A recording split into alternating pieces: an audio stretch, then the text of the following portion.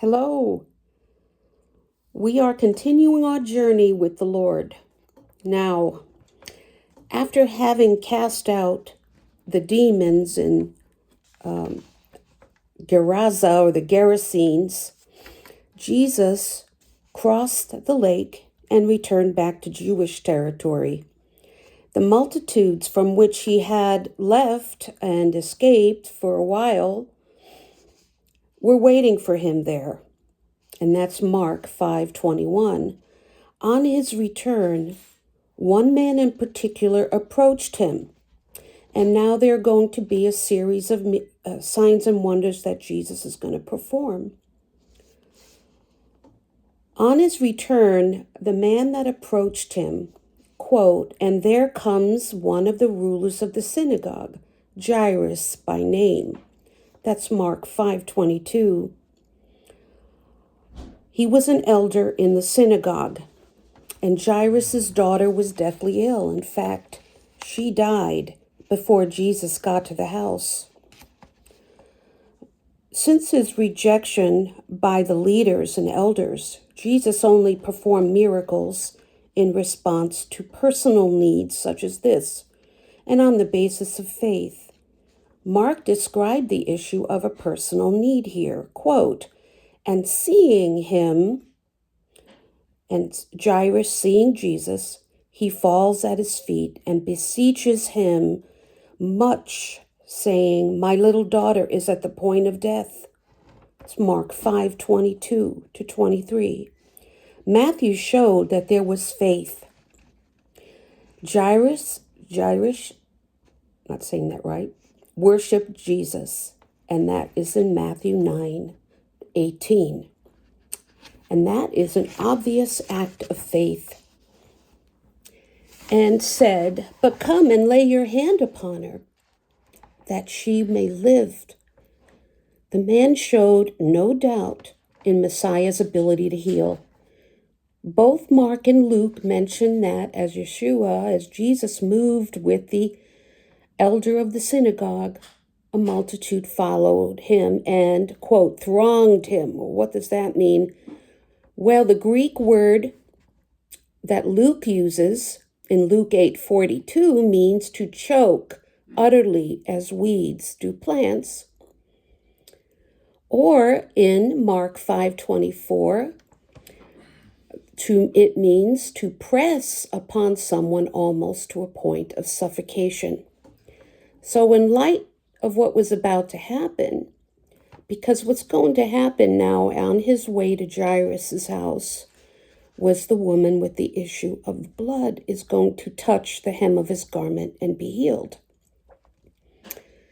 Well, we must keep in mind that the multitude surrounding Jesus was tightly compacted.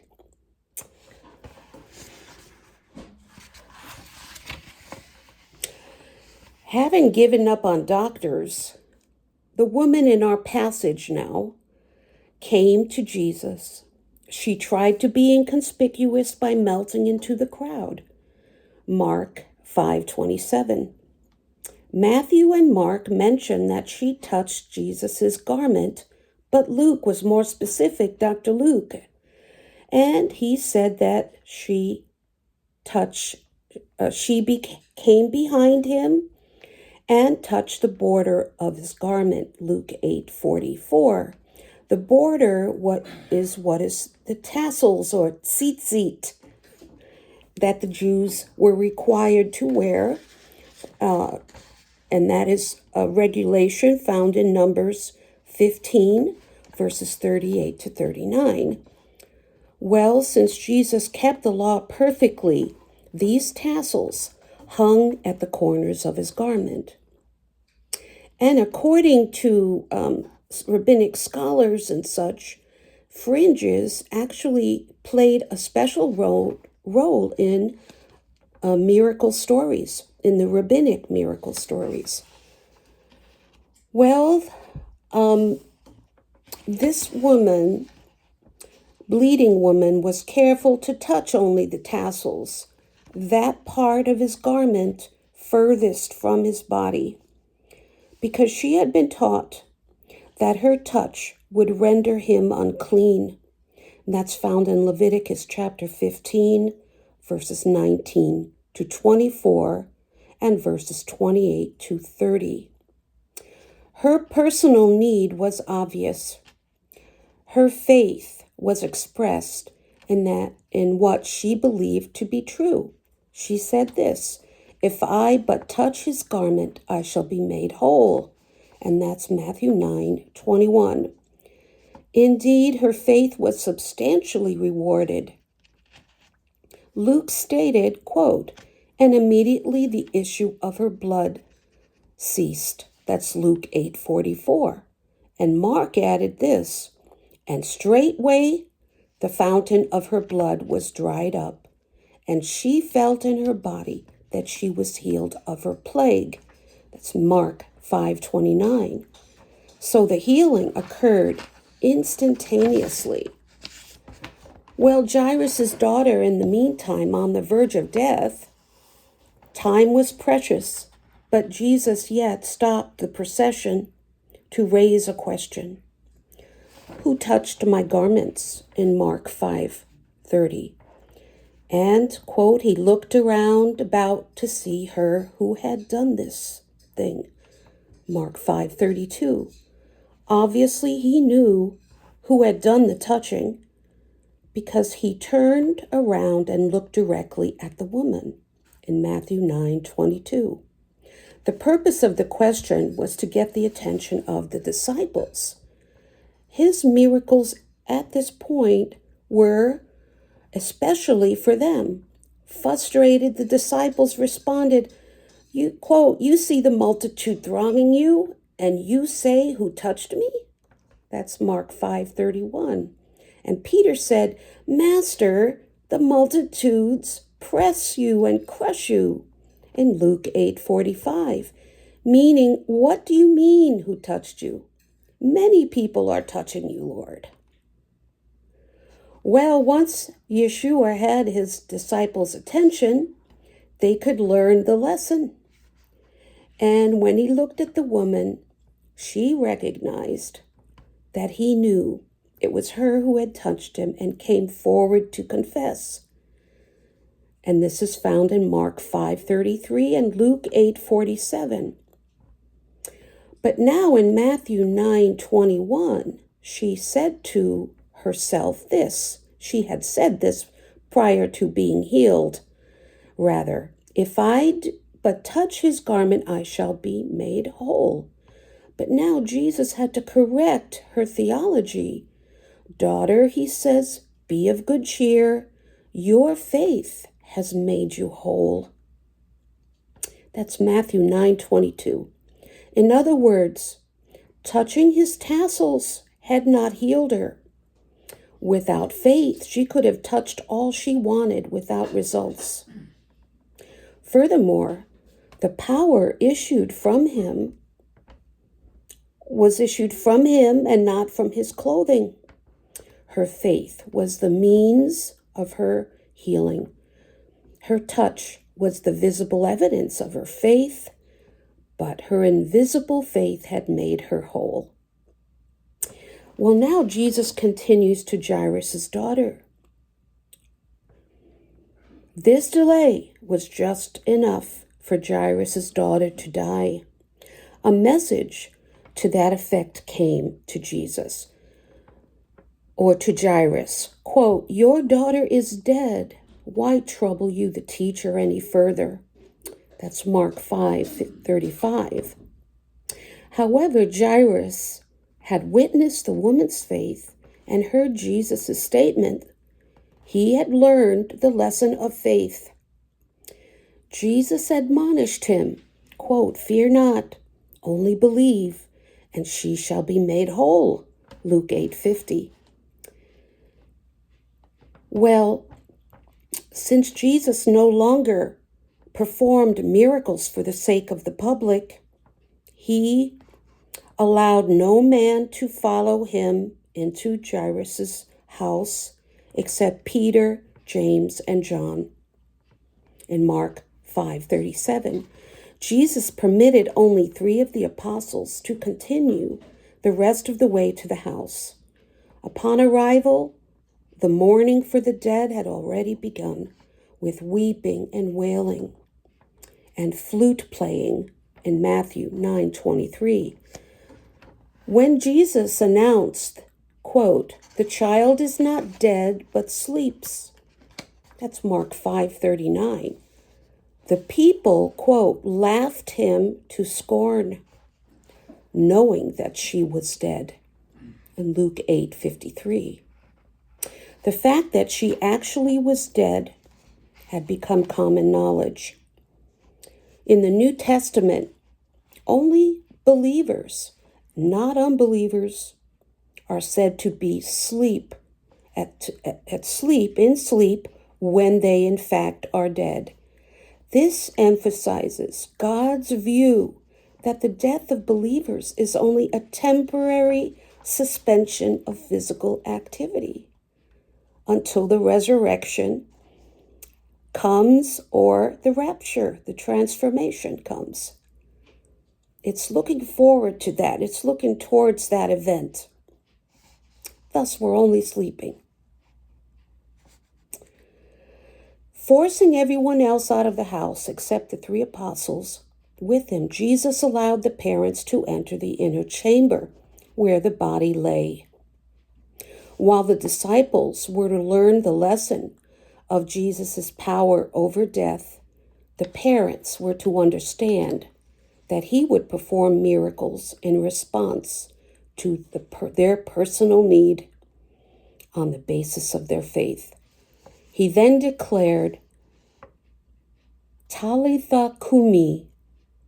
Talitha is Aramaic for damsel, and kumi is the feminine imperative meaning rise. He ordered the girl to rise from the dead. Well, while Matthew and Mark merely note that the girl arose immediately, that's in Matthew 9:25, Mark 5:42, Luke specified that her spirit returned in Luke 8:55.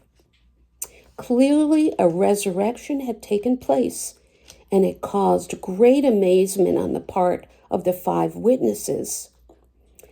Jesus continued his policy of silence, quote, "And he charged them much that no man should know this." That's in Mark 5:43. Quote, "He charged them to tell no man what had been done." Luke 8:56. However, since the daughter's death was already public knowledge, the news spread. Quote, "And the fame hereof went forth into all that land." As Jesus then left and passed from there, 2 blind men followed him in the next set of miracles. They cried out and said, "Have mercy on us, you Son of David."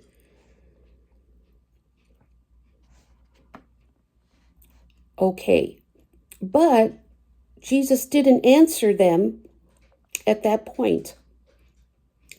But he went into a house, and the blind men came into the house to him there. And Jesus said to them, "Believe you that I am able to do this?" And they said to him, "Yea, yes, Lord." Then he touched their eyes, saying this, quote, "According to your faith be it done to you." And their eyes were opened. Again, that policy of silence. And Jesus strictly charged them, saying, "See that no man know it. Don't tell anybody." But they went forth, and they went and told everybody. They couldn't help it. Now, a couple of points about how this occurred. When they said to Jesus, "Have mercy on us, you Son of David," that was expressing their personal need, but using the messianic term of Son of David. They were asking for the miracle based upon his messianic character, which Israel had already rejected that. On that basis, he did not answer them at that point. Again, when they went into the house and privately, Jesus did respond to their personal need based on faith. Next, right after that, Jesus cast out a demon that caused dumbness. Dumbness meaning deafness, I believe. But that possibly also might mean mute. The uniqueness of this miracle, I think it had to be. It was mute. This is in Matthew 9:32.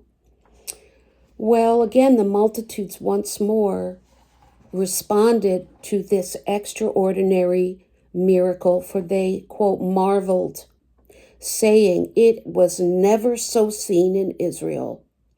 Matthew 9:33. Exorcising demons was not something new. The reaction of the multitudes here again shows that Jesus was the first in Jewish history to cast out demons that caused muteness and dumbness. But the Pharisees continued to voice their own explanations. Quote, they cry out in Matthew 9:34, "By the prince of demons casts he out demons." And they showed again, they displayed again the Pharisaic basis for rejecting his messiahship. Well, after this point, Jesus comes to his own country in Nazareth. This is found in Matthew 13, verses 54 to 58, also in Mark 6, verses 1 to 6. So he went out from there and he came to his own country, and his disciples followed him. And when the Sabbath was come, he began to teach in the synagogue. And I'm reading out of Mark in this case, chapter 6, verses 1 to 6. And many hearing him were astonished, saying, "Well, where has this man found these learnings? Where did he get this learning and this wisdom that is given unto this man? And why are such mighty works wrought by his hands? Is this not the carpenter, the son of Miriam, and the brother of Joseph?" I'm sorry, no. He's not the brother of Joseph. Sorry. Okay, let me read this. Is not this the carpenter's son? Is not his mother called Mary, and his brethren, here he goes, his brothers. Now, this is all written in Hebrew. Sorry, I know one was Simon, James, we know, and Joseph, and Simon and Judah. Okay. All right, I hope I got that right. But anyway, Jesus' half-brothers and his sisters, are they not all with us? Well, where did this man get all these things? And they were offended in him. They took offense. But Jesus said to them, "A prophet is not without honor, save in his own country and in his own house." And he did not do many mighty works because of their unbelief. Well, earlier Jesus visited Nazareth. And remember, Nazareth, they say, is a microcosm of the nation of Israel as a whole. What happened locally there ultimately happened nationally in Israel. In Luke 4, verses 16 to 31, an initial rejection occurred in Nazareth after Jesus spoke in the synagogue, and now basically announcing that he was the Messiah. And now, again, a final rejection in Nazareth occurs.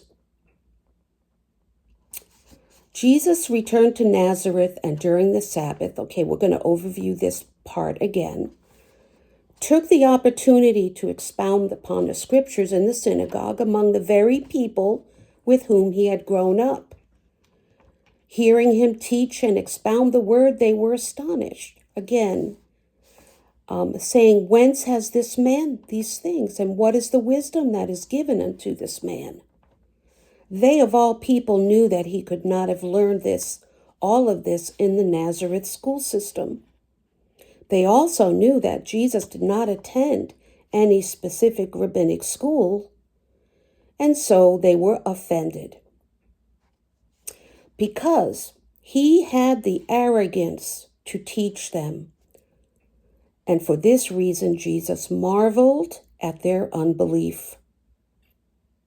And he said that to them, "A prophet is not without honor, save in his own country, and among his own kin, and in his own house." That is a proven proverb. The only other time in the Gospels that Jesus is said to be astonished, marveled, when he marveled at their unbelief. In other words, in Mark 6, chapter 6, verse 6, Jesus marvels at the unbelief of the townspeople of Nazareth. In the prior occasion, otherwise, the only thing that surprises Jesus as he is presented in all four Gospels is the unbelief of Israel, and he is also surprised and astonished at the belief of Gentiles, how Gentiles believed. That astonished him. He apparently was expecting just the opposite. Because of the people's unbelief, with a few exceptions, the supernatural was withheld from them.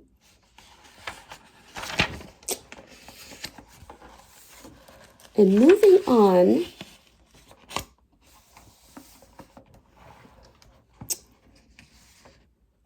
we're going to just briefly mention the fact of Jesus's name.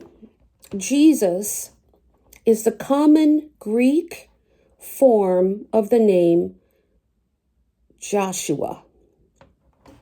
In Jesus's day, the name was pronounced Yeshua. In those days, Jesus was one of the most common, or Yahshua, was one of the most common Jewish names. It's very common. Jesus' father and his brothers also bore very popular names. His brothers were called James, Joses, I think also Joseph, Judah, and Simon, the names of the biblical patriarch Jacob, and 3 of his sons. The names were as common in those days as Jack and Bill are today. Joses is short for Joseph, the name of Jesus' father. Well, today it would be almost impossible for a Jewish child to be named after his father if the father was still living.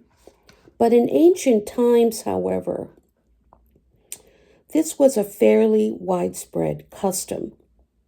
Jesus' mother was called Mary, which corresponds in Hebrew to Miriam, and that is another common name. Therefore, there were other Marys as well.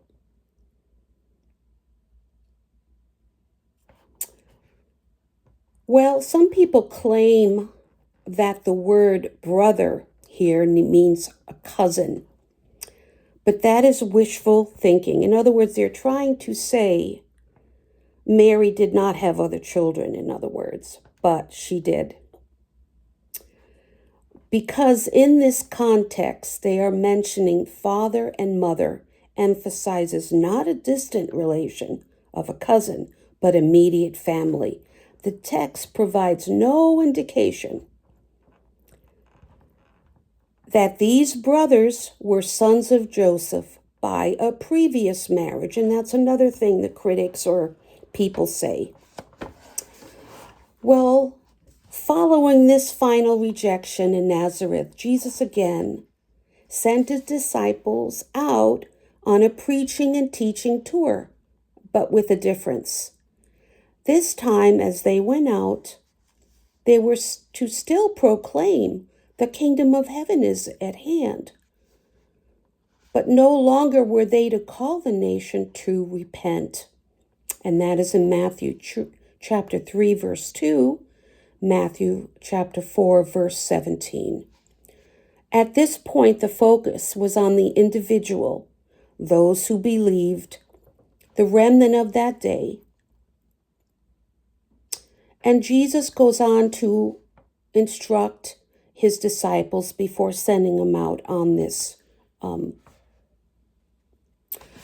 mission. But I'm going to read from Matthew 9:35. And Jesus went about all the cities and the villages, teaching in the synagogues and preaching the gospel of the kingdom, and healing all manner of disease and all manner of sickness. But when he saw the multitudes, he was moved with compassion for them, because they were distressed and scattered as sheep, not having a shepherd. Then he said to his disciples, "The harvest indeed is plenteous, but the laborers are few. Pray therefore that the Lord of the harvest, that he would send forth laborers out into his harvest." And he called unto himself his 12 disciples, and gave them authority over unclean spirits, to cast them out, and to heal all manner of disease and all manner of sickness. Now he's going to mention the names of the 12 disciples here.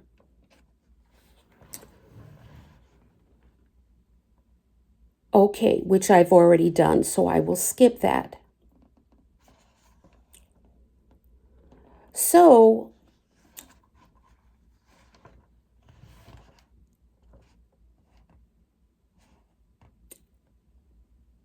okay, I'm sorry, let me continue here. Now, in this part, the stated reason was that he saw the multitudes and he was moved with compassion for them, because they were distressed and scattered as sheep without a shepherd. The leadership of Israel had already rejected Jesus, but at this point the people were not yet following their leaders.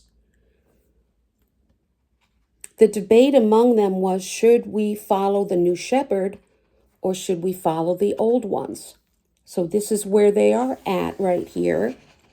And they were confused and indecisive, and that rendered him as sheep, not having a shepherd, and they were distressed. Within the masses, however, were individuals who had already believed. The remnant of Israel, they're being called. Hence the commission.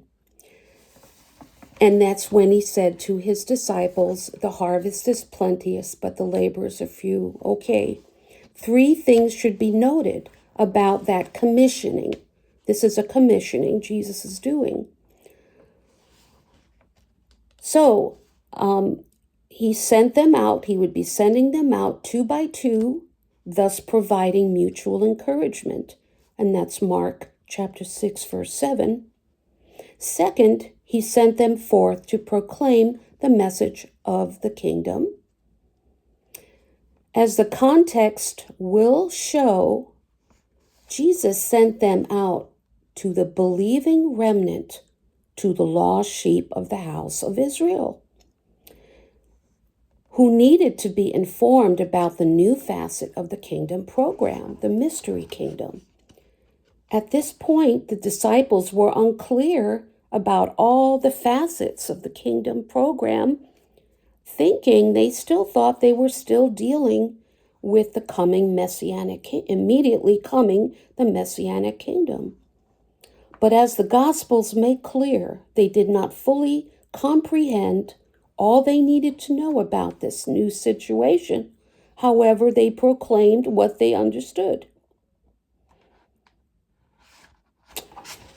Well, Jesus also delegated to his disciples authority and power to authenticate their message with miracles. So they would have a ministry of encouragement and healing among the remnant. That's in Matthew 10, verse 1. And a note that Dr. Fruchtenbaum makes is note here that, quote, he gave them authority over unclean spirits to cast them out and to heal all manner of disease and all manner of sickness. Disease is not always the result of one being afflicted by a demon, and that's this distinction that Jesus makes and Matthew declares here.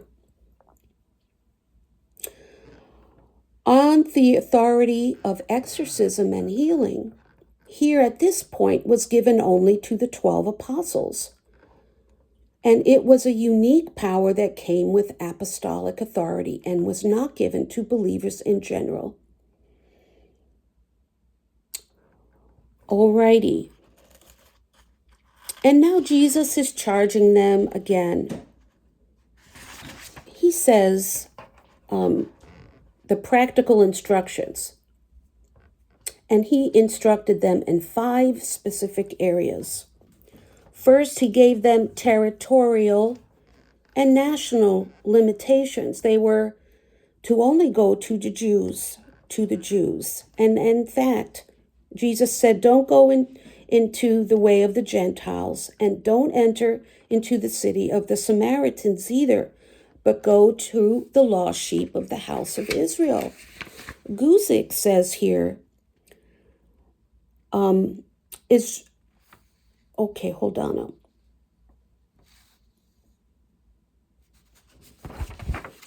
God's intention was to reach the whole world, but begin with Israel. And notice that Jesus here is calling the house of Israel, the people, the Jewish people, he calls them, quote, they're the house of Israel.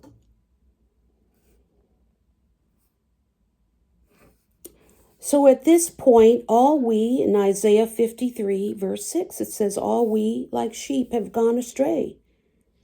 Yet in another sense, they were also lost sheep because they were abused and neglected by their spiritual shepherds, the scribes and the priests and the Pharisees. And Jeremiah 50 verse 6 says, in this sense, it says, my people have been lost sheep, their shepherds have led them astray. And because so many were so spiritually neglected, Jesus sends these apostles out. Trapp says that sheep, that silly creature that is more apt to wander and also more unable to return. And this was to be a house to house, an open field, street preaching ministry. There is no mention of being in synagogues. The disciples had a message to preach and power to display. And included, we surmise that their message included many of the themes found in the Sermon on the Mount in Matthew chapter 5 to 7, because that message tells what life in the kingdom of heaven should be like. I think I'm going to stop right here. There is more to be said, but we're kind of running out of time, and we will complete this in the next tape. Thank you, and God bless you. Take care.